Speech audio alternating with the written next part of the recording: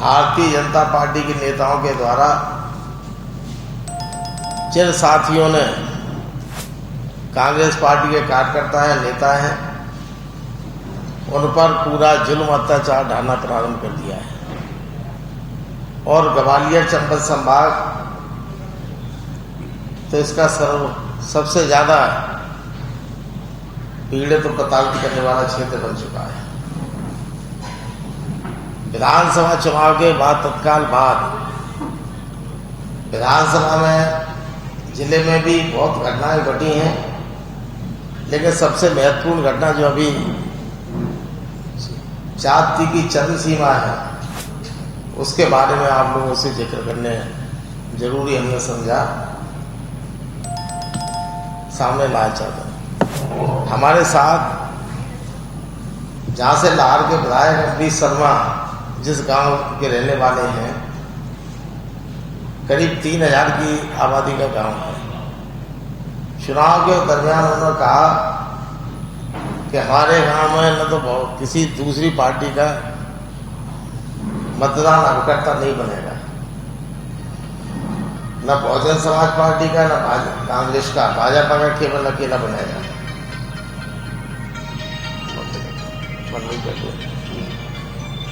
लेकिन जब बैठे दीपक बुधौलिया, दीपक शर्मा, बंदी कर दें, इनके पिताजी हैं वीरेंद्र शर्मा, ये कांग्रेस पार्टी के मतदान अभिकर्ता बने। मतदान सुबह से चला, शाम तक रहा। दिन में रिपोर्ट डाल दी गई, तब सरकार नहीं बनी थी कि इन्होंने जो ब्राह्मण समाज से इनके खानदान में कभी शराब नहीं पी। जो भारतीय जनता पार्टी के विधायक के पिताजी उनसे शराब पीने के लिए पैसे मांगे और उन्होंने मुकदमा 427 गोली चलाई, मुकदमा पंजीबद्ध करके बाद में सरकार बदली तो 307 हो गया और इनके पिताजी को गिरफ्तार करके ले आए, जेल में डाल दिया। ये दीपक बुधौलिया शर्मा जी भाग गए पुलिस को देख के। 4 दिन बाद जब ये अपने रिश्तेदारी में थे पड़ोस के गांव में, वहां से पुलिस गिरफ्तार कर ले आई और उनको बेरहमी से मारा पीटा।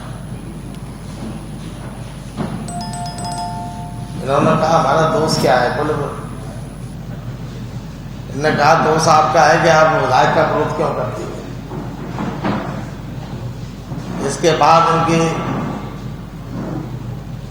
इनके ऊपर एक बंदूक कट्टा दिया बोलते हैं और 2 राउंड पुलिस में रख के इनके दिखा दी। और जब इनके मारने से लाठियों से इनके फ्रैक्चर हो गया पैर में, जाके मेडिकल में रिपोर्ट दिलवा के दवा डाल के लिख दिया कोई चोट नहीं है, मेडिकल साफ। जब जिनको जेल भेजा गया 3 दिन बाद तो चल नहीं पाए, उठ बैठ नहीं पाए, पेट में सूजन आई। तो कुछ लोगों ने बताया तो मैंने अदालत में आवेदन लगवाया। न्यायालय ने दोबारा मेडिकल के लिए जिला चिकित्सालय भिंड भेजा। तो वहाँ जब भेजा दोबारा मेडिकल हुआ तो इनके पैर में लाठी से जो इतना बड़ा फ्रैक्चर, हड्डी टूट के अलग हो गई थी, वो दिखाई दे रही है। तो पुलिस के द्वारा जब न्यायालय के द्वारा हुआ तब 325 एक घटना घटी। अभी 10 जून को फिर दोबारा शाम को 6 बजे के घर से फिर पकड़ लाए। इन्होंने कहा हमारा क्या दोष है? तो उन्होंने कहा भाई तुम विधायक का विरोध करना नहीं माने, अभी तक तुमने कांग्रेस के कई नेता हमारा फंसा छोड़ गए हैं, पार्टी बदल दी है, बड़े नेताओं ने, तुम तो साधारण कार्यकर्ता बदल रहे, तुम्हारी दुर्दशा होगी। और इनको फिर पीटा। रात भर नया थाना बना, उसके पीछे पुराना थाना है, वहां ले गए। इनके कपड़े उतारे, तलबों में लाठियां दी,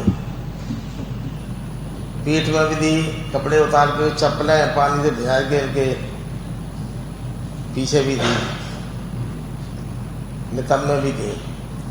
जब चिल्लाने लगे तो बोले और नेता की इनके विरोध करेगा, तो इन्होंने कहा हम तो विरोध नहीं करते साहब, एजेंट भर बने हैं, नहीं ये मानेगा नहीं। और इसको लाके रस्सा लाके पैरों में बांधा, और जैसे बांधने के लिए हुआ तो उसने कहा भाई अब ठीक है, अब नहीं करेंगे, आप हमें टांगो नहीं, नींद से मत टांगो। ये वही टीआई है रविंद्र शर्मा जिसने दतिया में जो लोगों को, जब नरोत्तम मिश्रा जी गृह मंत्री थे उनके दरमियान जब उन्होंने कांग्रेस के निर्दोष 4 लोगों को बांध के लटकाया था, ये सब आप लोगों को पहले घटना मालूम होगी। वही टीआई रविंद्र शर्मा डाला जा रहा है। पुलिस अधीक्षक भिंड असित यादव बिल्कुल भारतीय जनता पार्टी का नौकर बन के काम कर रहा है। इस तरह की घटना 50 है। चुन चुन के हर दूसरे चौथे दिन कांग्रेस के कार्यकर्ताओं पर फर्जी मुकदमे दायर हो रहे हैं। झगड़ा हुआ, सीसीटीवी कैमरा लगा, ये दूसरी घटना है। वो लोग हैं नहीं, पुलिस को सीसीटीवी कैमरे दिया कि वही झगड़े ही नहीं, तो लोग उनको निकाल देंगे, केस से हटा देंगे। हटाना ना तो दूसरा रजिस्टर कर दिया, राइफल जमा करा के निरस्त करा दी। ऐसी कई घटना 8-10 घटनाएं लगातार घट रही हैं। इसलिए हमने सोचा कि अब इस तरह का अत्याचार हमने हमारे पार्टी के, कांग्रेस पार्टी के हमारे अध्यक्ष माननीय जीतू पटवारी से हमने अनुरोध किया, और उन्होंने भी अब तय कर लिया है कि अब तो शीघ्र ही तैयारी करके भिंड में चल के पुलिस अधीक्षक के कार्यालय का घेराव भी करेंगे। इस प्रकार का अत्याचार जो दमन पूरे प्रदेश में भारतीय जनता पार्टी ने ताकत लाठी के बल पर पुलिस और प्रशासन के दम पर प्रजातंत्र को समाप्त करना चाहते हैं, लोगों को अपनी बात कहने का हक छीनकर इस तरह का दमन हो रहा है, वो आप लोगों के सामने लाना जान जरूरी थी। क्योंकि भिंड में भी कहीं हमने देखा प्रेस कॉन्फ्रेंस होती है, लेकिन वो अलग एक हो गया, अखबार में उतने इलाके में जिले की जिले छप जाती है। तो ये घटना कम से कम पुलिस डीजीपी तक, आप सब तक, पूरे प्रदेश तक जाना है। अब हमारा सब साथियों ने मिलकर तय किया है, हमारे अध्यक्ष जी ने, कि अगर घटना पर रोक नहीं लगती है तो तत्काल बहुत जल्दी से जल्दी वहाँ जाके भिंड में पुलिस अधीक्षक कार्यालय पर घेराव करेंगे। जन आंदोलन सत्याग्रह महात्मा गांधी के बताए गए रास्ते पर चलेंगे।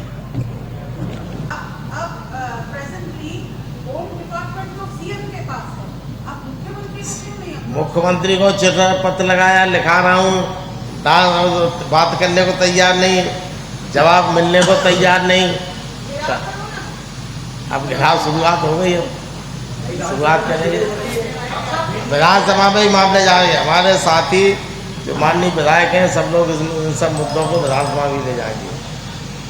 और हमने अभी कई बार, अब 3 दिन से फिर लिखा दिया मोहन यादव जी को, मुख्यमंत्री जी को लेके जाए, दिखाएं कि आपके, और वही टीआई दतिया में नौटंकी करे। आप देख लें, निर्दोष कोई इन पर अपराध नहीं था कभी, इस पर भी कोई, इनके पिताजी पर कोई अपराध नहीं, अभी तक कोई कायमी नहीं। 2 राइफल हर बार एक के साथ नहीं।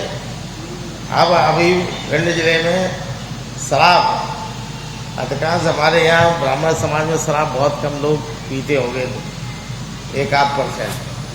हमने कहा एसपी से इनके पूरी खानदानी फॉरेंसिक रिपोर्ट मंगवा लो, जांच करा लो, पिताजी की जांच करा लो। शराब पीने को पैसे मांगे और 427 गैर जमानती है, जुर्म है, उसको जेल में डाल देने का काम चल रहा है। हथियार लग के फैक्ट्री खुल गई हो, पकड़ा, लोगों को एक रख दिया कट्टा, एक हदिया रख दी, 2 राउंड रख दिए और जेल भेज दिया। इसके हैं दीपक बुधौलिया शर्मा है, लिखते कोष्टक में है। पिताजी का नाम है वीरेंद्र कुमार शर्मा, और वो वीरेंद्र कुमार शर्मा सुबह से 6 बजे से 7 बजे पहुंच गए, आखिरी तक 7 बजे तक पेटी बंद होने तक अंदर रहे। उन पर भी 307 मुकदमा है। जब वो जो पोलिंग बूथ के अंदर है, मतदान करा रहे हैं, उनके पास कार्ड है, वहाँ निकले नहीं, और 307 के अपराधी बन के जेल में डाल दिए। सिकरी सिकरी ग्राम पंचायत सिकरी लाहौर विधानसभा क्षेत्र सिकरी जागीर मतदान केंद्र नंबर है, याद है? 2 मतदान केंद्र है वहाँ।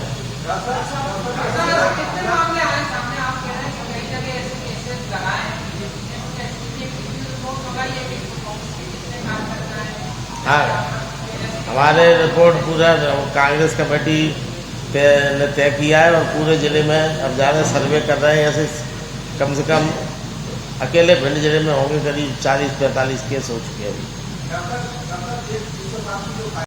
मध्य प्रदेश में 1 लाख बुजुर्गों की 600 रुपये महीने पेंशन इस सरकार ने बंद कर दी।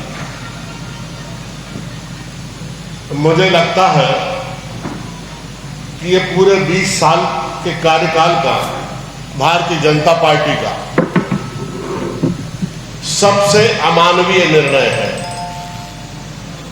इससे पता चलता है कि सत्ता के मद में चूर ये सरकार कितनी हृदयहीन और कितनी अमानवीय हो गई है।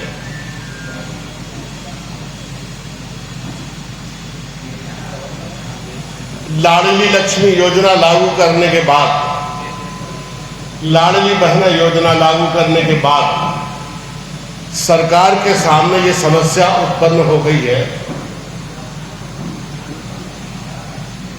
कि जो काम योजना के अंतर्गत मध्य प्रदेश में चल रहे हैं और जो एस्टैब्लिशमेंट पर राज्य सरकार का खर्चा है, इनको मिला दिया जाए तो लाडली बहना योजना का पैसा अगर निरंतर देते रहे तो सरकार के पास पैसा नहीं बचेगा।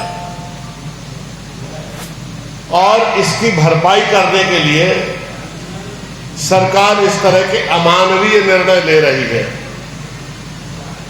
पहले तो इन्होंने कर्ज ले लेकर पैसे दे देकर लोगों के वोट ले लिए, लेकिन अब रिजर्व बैंक ने इनको कर्जा देने से भी मना कर दिया।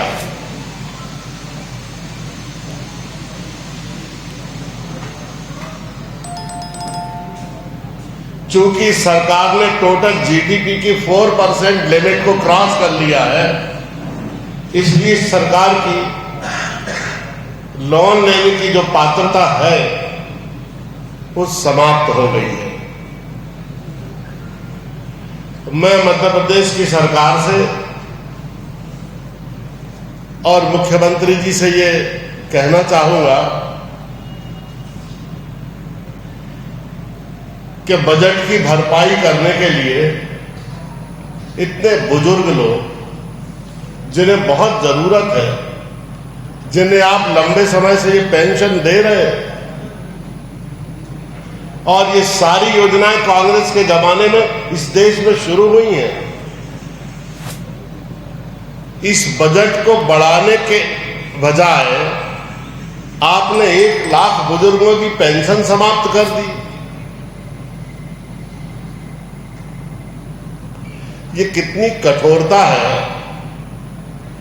कितना अमानवीय है ये निर्णय, और सरकार कितनी हृदयहीन है और इसकी प्राथमिकताएं कितनी गलत है, इसकी आप स्वयं कल्पना कर लीजिए। अगर इस पर पुनर्विचार नहीं हुआ तो कांग्रेस पार्टी एक बहुत बड़ा आंदोलन पूरे राज्य में, पूरे मध्य प्रदेश में करेगी।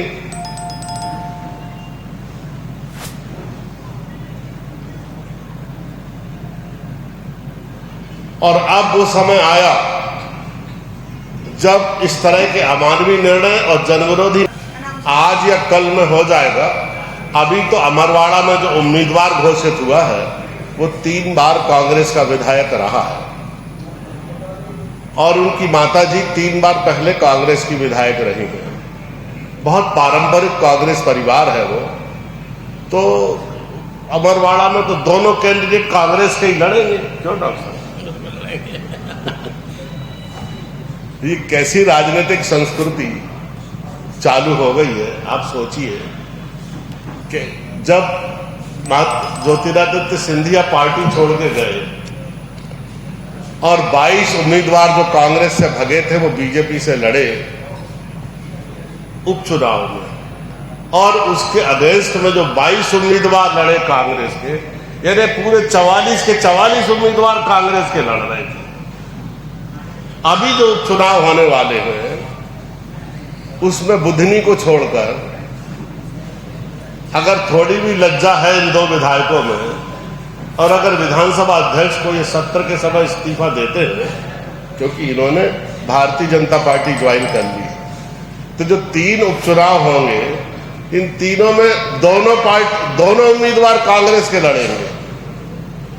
मैं एक बड़ी सूक्ष्म वैचारिक धरातल की बात कर रहा हूं कि किसी भी राजनीतिक दल में जो एक राजनीतिक प्रतिबद्धता है, एक आइडियोलॉजिकल कन्विक्शन है, या एक विचार पर टिके रहने की जो प्रकृति और प्रवृत्ति है, वो किस हद तक भारतीय जनता पार्टी ने समाप्त कर दी है, आप स्वयं कल्पना करें।